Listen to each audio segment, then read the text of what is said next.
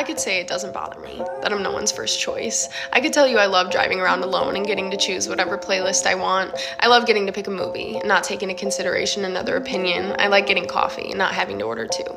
I don't entirely hate picking a restaurant without having to ask the "what are you in the mood for" question, and it's not awful complaining to the pages in my notebook about my day instead of a familiar face. If you asked how I feel that I'm no one's first choice, I would sit legs crossed, hands folded, and tell you all these things with my perfected poker face. But no one ever called my bluff, so this was the lie I continued to tell myself.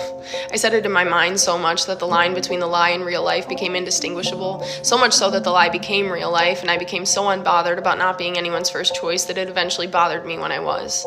I felt suffocated when I suddenly needed to get a table for two instead of one, when a song I wasn't in the mood for got brought into the queue, when I had to start ordering not one coffee but two, until my suffocation eventually plagued my other half and caused them to run, gasping for air, and I was back to my table of one, breathing normally again.